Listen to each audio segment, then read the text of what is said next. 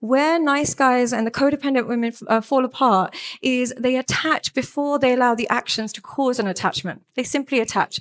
They don't have balanced boundaries. They either cut everybody off or they overattach. So they might cut off a family member, might cut off everybody else, but when it comes to their partner, the partner they will attach to no matter what. They don't have balanced boundaries. They should have equal boundaries for people that they are in love with, but also friends and family. They don't do that. They cut off everybody else, but focus on their partner. And they never asked deeper questions. Perfect. And you just avoid the confrontation. Anyone just avoid the confrontation? Okay. Now, if you answered along the lines I was kind of trying to avoid the conversations, avoid the confrontation, avoid any kind of emotional tensions, then you're probably the nice guy. Now, this, in terms of men, seems to be the number one predictor of what leads to a failure of relationships. I know that we hear so much about the narcissist. We hear so much about the toxic guy, but we know about them. Yeah, we know that that's going to cause a divorce, and most women don't marry those men. They end up being with them for a bit of time, and then they figure them out, and they realize they can't be in a long-term abusive relationship. But this is the hidden killer, the nice guy. And here's what the nice guy essentially looks like. Firstly, I have yet to meet a nice guy that doesn't have some childhood concerns. And what I mean by childhood issues is usually they grew up in a broken home. Not necessarily broken, but they have some kind of disconnect with their father. At very least, it might have been that they had a very passive father. At the very extreme end, they had a very neglectful or abusive or alcoholic father, something along those lines, which made them over-identify with their mother. And what I mean by over-identifying with your mother is you assume your mother was correct in everything she said. And as a result, they become submissive to women in general. They tend to believe women in every way, shape, or form. And they really seek female approval. They disconnect with the males in their life, particularly their father. And then they seem to think that women essentially are the only people you should care about. Their approval matters more than anything. So they tend to have some kind of fathers and a mother. It doesn't mean anybody with a broken home. It's only when their mother was excessively a victim, when the mother took no accountability. She put her needs first, maybe blocked access, or maybe poisoned his mind against their father. It tends to be the making of a nice guy. What happens then is because they don't have access to their father, or because they feel like if they speak to their father, their mom's going to be mad at them, they really tiptoe around female approval. They go into the real world thinking that as long as a woman approves of my behavior, that's the only thing I need in life. I need female approval. Male approval doesn't matter. But the problem is they learn about female approval from their mothers. And what makes your mother approve of you is not what women will approve of you. And what I mean by that is your mother wants somebody obedient. Your mother wants somebody who's non-confrontational. Your mother wants somebody who is passive. And she just wants someone who's non-sexual, of course, because it's her child. They take all of these skills and apply it to women in the real world. They'll be obedient. They'll be submissive, non-confrontational, and then non-sexual with women in the real world. As a result, they avoid confrontation like the plague with women. With men, they're not so bad. So you'll meet a lot of nice guys at work. They're very, very harsh and they can be very stern with men. But with women, they avoid all confrontation. So what that looks like is they will ignore their own needs to ensure she approves of him, as long as she's happy. And they think happy wife, happy life. Now, I know that sounds great, but unfortunately, you need to have more autonomy on what makes you happy rather than just submitting to partners, men and women. Submitting to your partner doesn't necessarily create happy life. It creates inauthenticity. So they avoid confrontation like the plague. And finally, then as a result of these behaviors, they have low sex appeal. Women are not attracted to submissive men. They're not attracted to obedient men. They can use them really well. They can use them because maybe they think, at least he won't cheat on me, so I'll just pick him. Or at least he won't be in the club every night, I'll just pick him. Or at least he doesn't get a lot of girls, he won't cheat on me. But they won't necessarily be hyper attracted to this man. And as a result, they don't ignite that desire in women. So they have a naivety about women. They start to think women are just non-sexual. Women won't have affairs. Women don't like that. They're not affectionate. So what that leads to is they allow their woman to kind of do whatever she wants because in their mind, they think she would never have an affair. She doesn't even like sleeping with me. She doesn't like kisses. She doesn't like all of that thing. They don't realize they make her not like that. maybe with you, she might not like sex, or maybe with you, she might not like intimacy, but she's still an intimate person.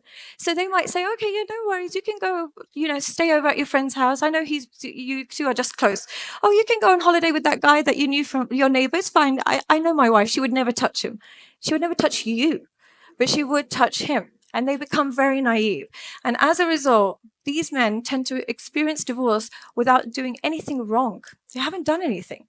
They haven't actually done anything bad to their partners. They're not like that guy that you hear that has been drinking and is aggressive, and they actually haven't done anything wrong, but they find themselves divorced or cheated on again and again and again. So this seems to be my number one cause of men suffering in relationships. Now, when it comes to women, can you have a look at these questions? And men and women, by the way, if you can answer these questions. You meet someone fantastic, you see each other regularly and are intimate. What's your next step?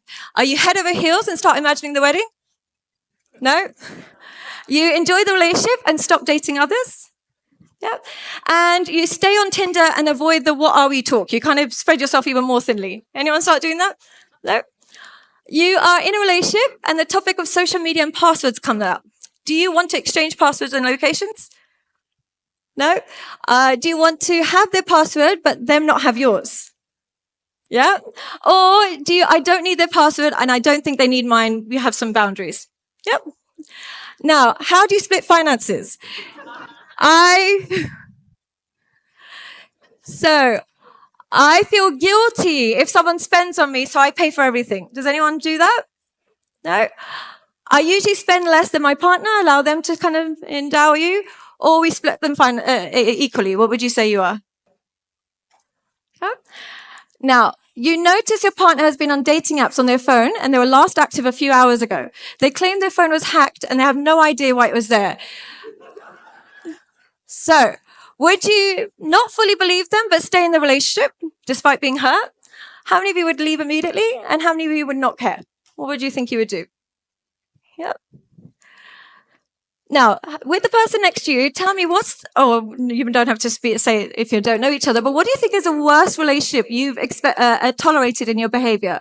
Do you think continuous infidelity, physical abuse, financial exploitation, no intimacy, none of the above, or all of the above? What's the worst thing you've tolerated? You don't have to say that out loud, but just have a think. What do you think is the worst behavior you've conducted? Infidelity, physical abuse, financial exploitation, no intimacy, none of the above, or all of the above. What do you think? Now, if you have answered in a way that's a bit concerning about what you've tolerated, you've probably created the codependent woman. Just like we have the nice guy, there is a female equivalent. And the female equivalent that I find with a lot of my clients and a lot of my followers is the codependent woman. And she's also formulated in a similar but slightly different way to the nice guy. The first thing, again, there's an attachment to one parent over the other. And usually the attachment is to the deceitful parent. None of our parents are perfect. Yeah, we all come from homes where maybe the dad was unfair, maybe the mum was unfair. They do something that's wrong to each other. Most of us have that experience. The problem with the codependent woman, she tends to attach to the more deceitful parent. She tends to attach to the parent that may have been blaming the other person completely. The more deceitful, they're hiding something. Lots of people have broken homes, but not everybody becomes codependent. It's usually when they see one parent as a total angel and the other parent as a total devil. And what they do in that process is they ignore all the signs of who the deceitful parent is. The other thing that happens in their childhood is they lack verbal affirmations. They don't get enough compliments growing up for whatever reason. They don't really get much verbal affirmations. So what happens is when they hear the right things, when their partner tells them the right things, they immediately attach. They will ignore every red flag.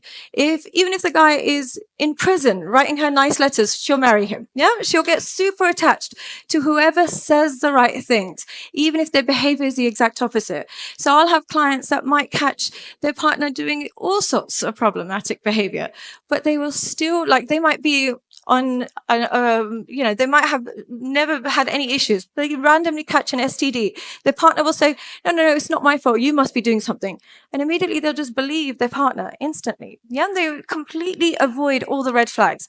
And as a result, they attach very prematurely, and they don't let go of that person, just like they did in their childhood. They attach to one parent, and no matter how deceitful that parent was, no matter how difficult that parent was, no matter how much the evidence contradicted their parents' version of events, they would attach to that parent. So they do the same thing with men. They do the exact same thing. No matter how much abuse they go through, they don't want to let go of that partner. They prematurely commit. Okay, so we have the codependent woman and the nice guy, and both of these archetypes tend to attract the worst relationships. They attract relationships that are very long because both of them are very committed to the cause, but they tend to attract the worst, and they very rarely attract each other. For some reason, they don't attract each other, and we'll look at the reasons why. Okay, so they tend to attract partners with excessive trauma. Lots and lots of trauma. The reason why they attach to people with lots of trauma is both of these people don't like talking about themselves. They don't like discussing their intimate details. They're quite closed. By attracting somebody with trauma, we can focus on their problems. Oh, you were abused. Perfect. Let's talk about that. Or you have an addiction. Perfect. That's another thing. They look for somebody with addictions. Oh, you have an addiction. Let me help you. Let me save you. The focus gets shifted on their partner. They like to focus on their partner, not themselves, because they don't really have outward issues from what they think. They tend to attract partners that are either unfulfilled at work or excessively work. But this work seems to be a common issue with their partner. Their partners are not fully fulfilled. They don't really attract people who are fulfilled, enjoying life, really doing well in life. They attract people with a brokenness, particularly at work, and they attract partners that are sexually distant. They think that their partner is just sexually distant. They don't realize that their compromising and submissive behavior is causing the submission. They think their partner just has a low sex drive. They think their partner just doesn't like sex. They don't realize is that their passivity and their naivety is making them less attractive to their partner. Are you sick of swiping left, right, meeting the same kind of people who you've got nothing in common with?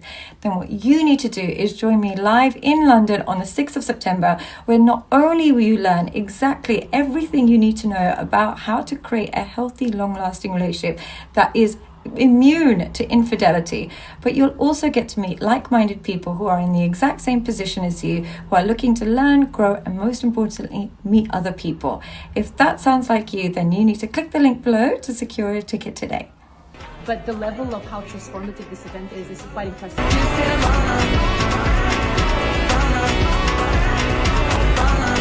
I met here, I had really good connections with people. I thought that a lot of the people were on the same wavelength. You stand